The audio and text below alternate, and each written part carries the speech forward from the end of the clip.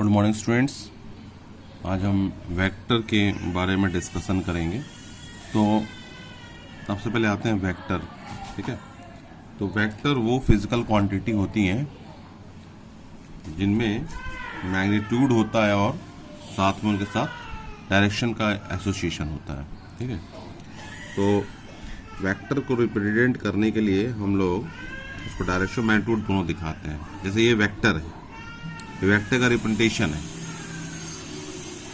Vector में ये representation है तो ये इसका टेल कहलाएगा, है ना। और ये वाला पोर्शन जो होगा वो हेड होगा।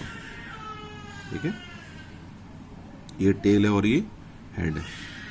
अब जो इसकी जो लेंथ है कि कितनी लेंथ है, 5 सेंटीमीटर है, 10 सेंटीमीटर है, उसको हम लोग मैग्नीट्यूड कहते हैं।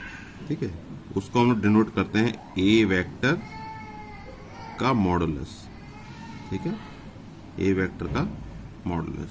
ठीक है, मॉडुलस ऑफ ए। और इस वेक्टर को रिप्रेजेंट करेंगे जैसे ए एरो एरो। ठीक है, जैसे मान लीजिए मुझे ए वेक्टर को नोटेट कर, ए को वेक्टर है तो वो होगा ऐसा। क्लियर।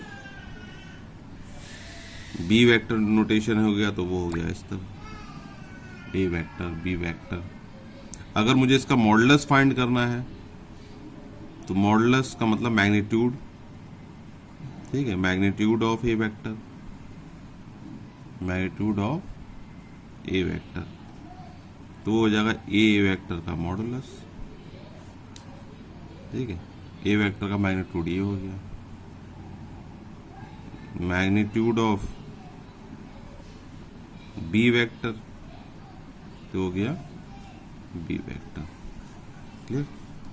अब आते हैं यूनिट वेक्टर पे। यूनिट वेक्टर क्या होता है?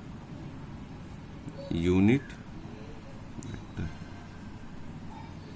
यूनिट वेक्टर वो वेक्टर है, आप सबसे पहले क्या करो, वेक्टर को उसके मॉडुलस से डिवाइड कर दो। ए वेक्टर को उसके मॉडुलस डिवाइड कर देंगे तो यूनिट वेक्टर फाइंड करता है। यूनिट वेक्टर का वही डायरेक्शन होगा, जैसे ये ए वेक्टर है तो अगर ये ए वेक्टर का डायरेक्शन है तो यूनिट वेक्टर का भी डायरेक्शन इसी के अलॉन्ग होगा। तो फर्क क्या है इन दोनों में? फर्क ये है कि इसका मैग्नीट्यूड 1 यूनिट होगा। इसको आप अगर मॉडुलस निकालेंगे इसका पूरे का यूनिट वेक्टर का तो वो 1 आएगा। ठीक है, अब हम लोग आते हैं मॉडुलस, किसी वेक्टर का मॉडुलस फाइंड करना। तो हमने इस पर आपको नोट्स ही भेजा था, मॉडुलस ऑफ ए वेक्टर कैसे फाइंड करते हैं। तो जैसे अगर ए वेक्टर को हम लोग इस तरह से लिख रहे हैं, ए का एक्स कंपोनेंट आई कैप, ए का वाई कंपोनेंट जे कैप। अभी मैं आपको मॉडुलस सिखा रहा हूँ, है ना, धीरे धीरे आपको चीज़ें समझ में आएगी। ए का x component I cap, a Y cap जे, ये यूनिट वेक्टर है। ए के एक्स कंपोनेंट को यूनिट वेक्टर से मल्टीप्लाई कर दिया, ए के वाई कंपोनेंट को जे कैप से मल्टीप्लाई कर दिया, ए के जेड कंपोनेंट को के से डिनोट कर दिया। ठीक है, आई जे की क्या होता है, देखिए आपने 3 कोऑर्डिनेट पढ़े होंगे। ये एक्स एक्सिस है तो इस एक्स एक्सिस के अलॉन्ग जो यूनिट वेक्टर होता है उसको हम आई कैप से डिनोट करते हैं। वाई एक्सिस के अलॉन्ग जो यूनिट वेक्टर होता है उसको जे कैप से करते हैं। और जेड एक्सिस के अलॉन्ग जो यूनिट वेक्टर होता है उसको हम के कैप से कहते हैं। ठीक है, तो आई कैप जो होता है वो एक्स एक्सिस के अलॉन्ग हो गया, जे कैप हो गया वाई एक्सिस के अलॉन्ग, के कैप हो गया जेड एक्सिस के अलॉन्ग। समझ में आ रहा है? और तीनों एक्स वाई और जेड एक्सिस ये तीनों परपेंडिकुलर होते हैं।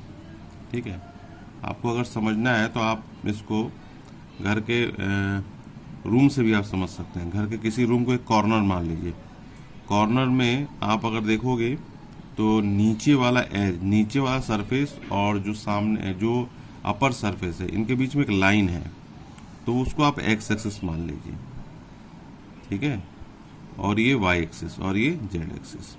ठीक है, अब आते हैं हम लोग, तो एक्स एक्सिस के अलॉन्ग यूनिट वेक्टर क्या हो गया आई कैप, वाई एक्सिस के अलॉन्ग यूनिट वेक्टर हो गया जे कैप, और जेड एक्सिस के अलॉन्ग यूनिट वेक्टर हो गया के कैप।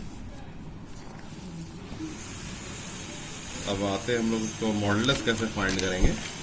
तो देखिए, अब जैसे एग्जांपल देखते हैं हम लोग। पहले ए वेक्टर है 3i + 4j + 2k। क्लियर। अब इसका हम find modulus of a vector. तो अब जो पहले मॉडुलस देखिए, तो ए वेक्टर को कंपेयर कीजिए, कंपेयर विथ, आंसर लिखिए, compare with a x i cap, a y j cap, a z k cap, ठीक है ना। अच्छा, हमने मॉडुलस के बारे में डिस्कस किया था तो वो थोड़ा सा रह गया था। तो ए वेक्टर ये है, पिछले सेक्शन में ए वेक्टर ये है, तो इसका मॉडुलस क्या होगा? मॉडुलस होगा इसका लेंथ, जो भी वेक्टर है उसका लेंथ। उसका फॉर्मूला हो जाता है ए का एक्स स्क्वायर प्लस ए का वाई स्क्वायर प्लस ए का जेड स्क्वायर। ये फार्मूला हमने नोट्स भी आपको कराया था, ठीक है।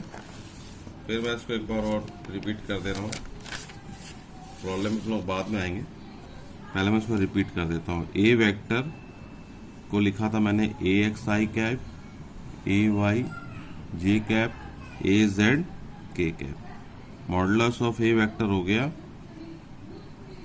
अंडर रूट ए एक्स स्क्वायर, ए वाई स्क्वायर प्लस ए जेड स्क्वायर, ठीक है। ये फॉर्मूला आपको याद रखना है, इसी को कहते हैं modulus of a vector, modulus of a vector, इसको आपको याद रखना है।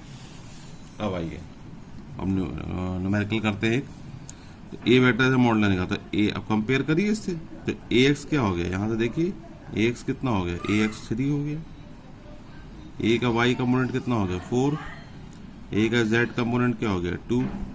तो मॉडुलस ये क्या होगा, मॉडुलस ये होता है ए एक्स स्क्वायर प्लस ए वाई स्क्वायर प्लस ए जेड स्क्वायर।